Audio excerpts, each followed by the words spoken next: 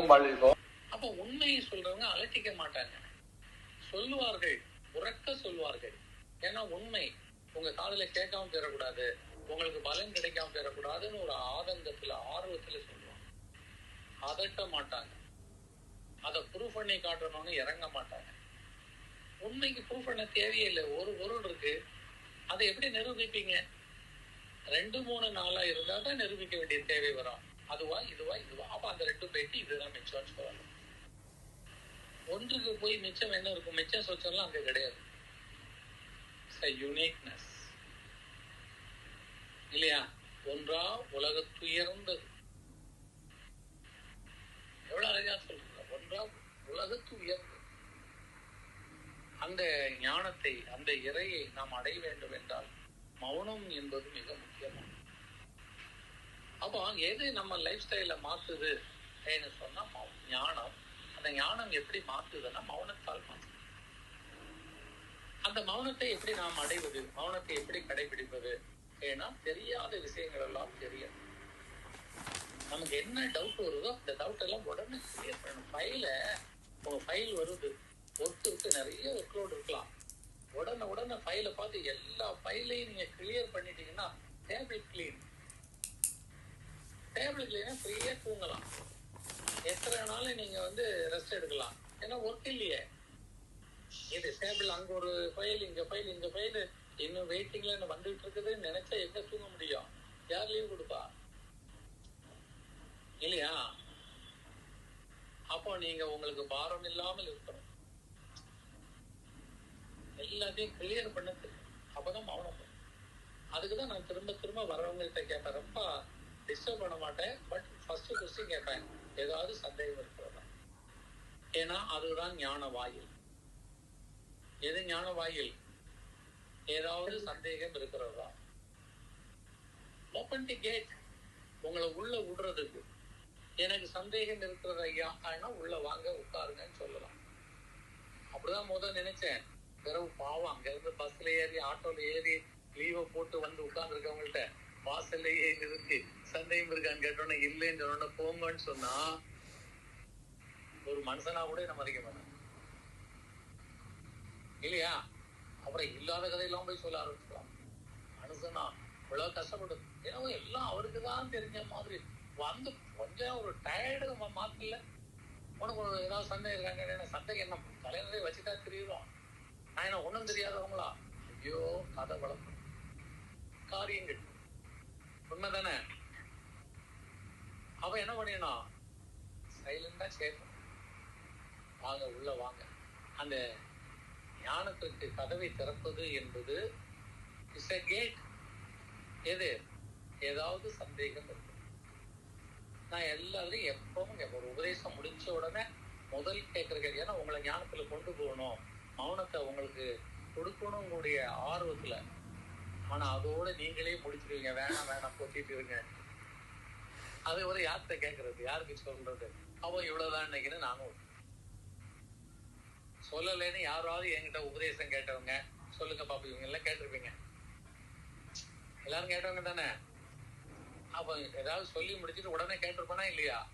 உங்களுக்கு ஏதாவது சந்தேகம் இருக்குதா, ஐ ஹேவ் எனி டவுட்ஸ் கேட்டிருக்கனா இல்லையா? அந்த இடம் தான் உங்களை மௌனத்துக்குள்ள கொண்டு போகிற இடம். அப்போ உங்களுக்கு தெரியல, குழந்தை மாதிரி கிடந்தீங்க. இப்ப யோசிக்கிறீங்க, ஐயோ விட்டுட்டோமே. ஆனாலும் வாயை திறந்து சந்தேகம் கேட்க மாட்டோம். ஏன்னா சந்தேகம் கேட்டா நம்ம லெவல் தெரிஞ்சிடணும் ஒரு பயம். இது கூட தெரியலையோ இறைவன் நினைச்சிருவாரு. அப்படி அல்ல. தாய்கிட்ட குழந்தை கூச்சப்படலாமா? சின்ன பையன், 1 வயசு பையன் அம்மானமா கிடக்கான். அந்த அம்மா தான் எடுத்து அவனை முத்தும், அந்த அம்மா தான் அவனை கிளீன் பண்ணும். அதுல கூச்சப்படுறதுக்கு என்ன இருக்குது? அப்புறம் அவர் கொஞ்சம் மீச முளைச்ச உடனே நிக்கிற போடும் போதே கதவை சாத்தித்தான் நிற்பார். அம்மா நிப்பா, நில்லுமா நான் ட்ரெஸ் மாத்தினம்மா. அப்ப அங்க என்ன ஒட்டிக்கிச்சு? கர்மா ஒட்டிக்கிச்சு. அம்மாவை அவனை பிரிச்சுட்டு காமம். ஒண்ணு பெத்தது வளர்த்தது, டாய்லெட் போனா கழுவி என் குஞ்சின்னு சொல்லி முத்தம் கொடுத்து விட்டது எல்லாம் இந்த தாய் தானே. அப்புறம் என்னத்தை மறைக்கிற? அப்ப நம்ம லைஃப் ஸ்டைல் எப்படி போகுது? பிரிவில் போகுது. உணர்வை காமமாக மாத்துகிறது. இப்ப உடனே கேட்பாங்க, அப்ப அதுக்குன்னு அவுத்து போட்டு எங்க அம்மா கிட்ட நிக்கிறதா? அம்மாவே புரிஞ்சிருவாள, திரும்பிடுவாள. ஏன்னா அம்மாவும் தான் பழகிட்டு இருக்காங்க. இதை மாத்த போறதுங்கிறது நீங்க எடுக்கிற முடிவில் இருக்கிறது, சமூகத்தினுடைய சட்டத்திட்டங்கள்ல இருக்கிறது. ஆனால் இதெல்லாம் தப்பு என்று சொல்வது என்னுடைய உரிமையாக இருக்கு. இது இருக்கிற வரை ஞானம் இருக்கு. அதனால்தான் ஞானிகள்லாம் என்ன பண்ணிடுவாங்க, இங்க மறைக்கிறதுக்கு ஒண்ணுமே இல்லடா, பட்டத்தாறு ஞானம் வந்ததுன்னு வெளியில காட்டின முதல் இடமே இதுதான். போட்டிருந்த அத்தனை ட்ரெஸ்ஸையும் கலத்தி போட்டுட்டு வீட்டை விட்டு வெளியே வந்தான். அவ அக்கா கண்ணை குத்திக்கிறான். ஐயோ, ஏன் அவளுக்கு தெரியாத அந்த பையனை இடுப்புல தூக்கி வச்சுட்டு சுத்தினதெல்லாம் அம்மனம் மாட்டு 1 வயசுல 6 மாசத்துலாம் தாய் மாதிரி தானே வளர்த்தா. அந்த அக்காவுக்கு தெரியாத இவனை பத்தி. அப்போ உங்க நினைவுல அது உடம்புல இல்ல, உடம்பு அதே உடம்புதான். எப்ப நீங்க உடம்ப மறைக்கிறதுக்கு விரும்பலையோ அங்க காமம் இல்லைன்னு அர்த்தம். காமம் எங்க இருக்கிறது? நினைவில் இருக்கிறது. நீங்க ஒரு ஆளு காமத்தோட பார்த்தா அதை நிறைய பாருங்க, பொம்பளைகளே சொல்லுவாங்க, அவனுக்கு உணர்வே இல்லை, என்ன பார்த்தாலும் அவன் பாட்டுக்கு இருக்கான். அவன் நினைவு எங்கே இருக்கும்? விவேகானந்தர் இந்த இடத்தில் தான் ஞானி ஆனார், இந்த இடத்துல தான் ஜெயிச்சார்.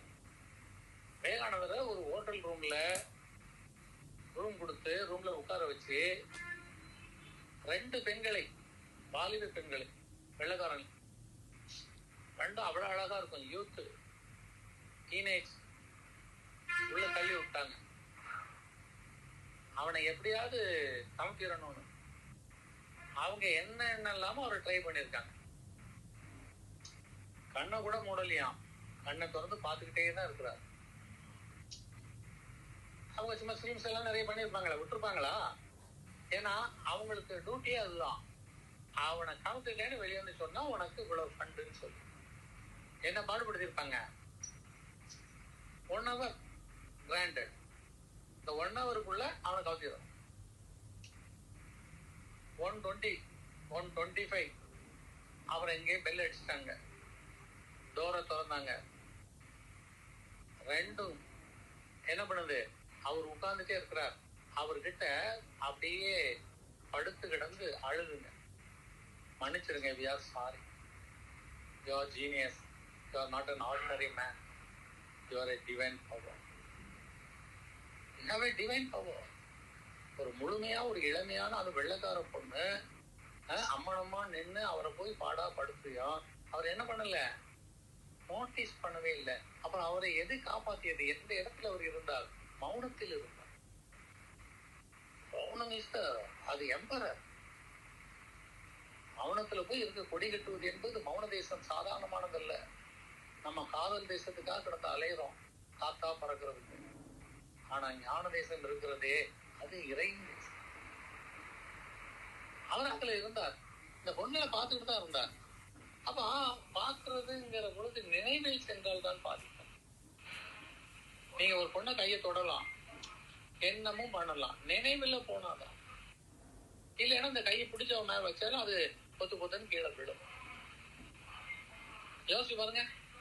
அப்ப இன்னைக்கு வர உலகம் விவேகானந்தரை அக்செப்ட் பண்ணி ஒரு மிகப்பெரிய மகான் ஞானின்னு சொல்லிட்டு இருக்குதுன்னா எந்த இடம்? இந்த இடம் தான். அங்க இல்ல, இங்க எல்லாம் கதை பரப்பிட்டு இருக்கான். ஸ்டேஜ்ல ஏறி அவர் சிகாகோல வந்து சகோதர சகோதரிகளேன்னு சொல்லிட்டாரு, அதுக்காக இதெல்லாம் எல்லாம் நிறைய அதுக்கு முன்னாடி எல்லாம் சொல்லிட்டாங்க.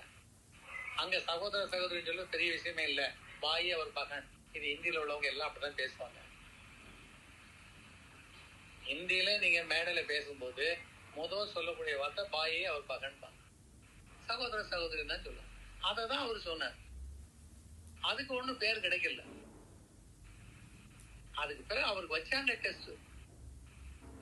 இவன் வந்து உண்மையிலேயே ராஜயோகம்னு சொல்றானே, கட்டுப்பாடுல இருக்கிறானா, காமத்தை வென்று இருக்கானா, அந்த லஸ்ட் இல்லாம இருக்கிறதா உண்டங்கிறத செக் பண்றதுக்கு அவர்கிட்டையும் சொல்லிக்கிட்டு தான். But achieve. எதன் மூலமாக அச்சீவ் பண்ணார்? மௌனத்தின் மூலம்.